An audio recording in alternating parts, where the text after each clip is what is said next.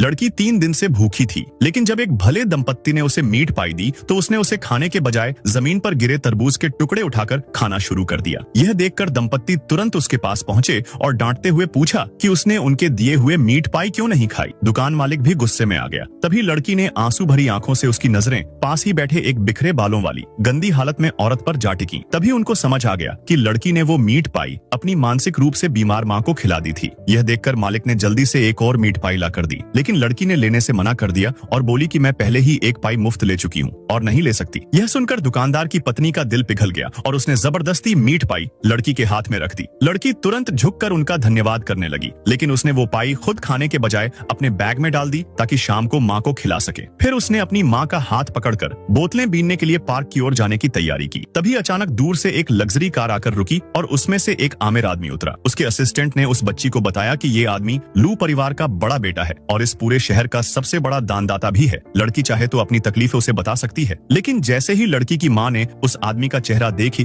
वह अचानक सिर पकड़कर घुटनों के बल गिर गई, क्योंकि वह आदमी दरअसल उसका बिछड़ा हुआ पति था। 7 साल पहले दोनों एक दूसरे से बेहद प्यार करते थे, लेकिन जब लड़का अपनी असली पहचान बताने ही वाला था, तभी अचानक उसे गंभीर बीमारी हो गई और वह कोमा में चला गया। इलाज के पैसे जुटाने के लिए वह औरत गर्भवती होते हुए भी दिन में मजदूरी करती और रात को डिलीवरी का काम। जैसे तैसे उसने ऑपरेशन के पैसे इकट्ठे किए, लेकिन तब तक हालत बिगड़ चुकी थी। डॉक्टरों ने कहा कि अब सिर्फ बोन मैरो ट्रांसप्लांट से ही जान बच सकती है। औरत ने बिना सोचे समझे अपनी बोन मैरो उसे देने के लिए तैयार हो गई। गर्भवती होने की वजह से उसके लिए जोखिम कई गुना बढ़ गया। फिर भी उसने असहनीय दर्द सहते हुए अपना बोन मैरो दान कर दिया। लेकिन जब लड़का होश में आया तो उसे बताया गया कि उसकी प्रेमिका अब इस दुनिया में नहीं रही। यह सुनकर वह टूट गया और उसके पिता ने बेटे को कमरे से बाहर भिजवा दिया। मगर किसी ने ध्यान नहीं दिया कि उस औरत की उंगलियां हल्की सी हिली थीं। देखते देखते 7 साल बीत गए। हर साल लड़का अपनी प्रेमिका की याद में पूजा करता। शायद किस्मत ही थी कि लौटते समय उसने सड़क किनारे उसी औरत और उसकी बच्ची को देखा और मदद के लिए रुक गया।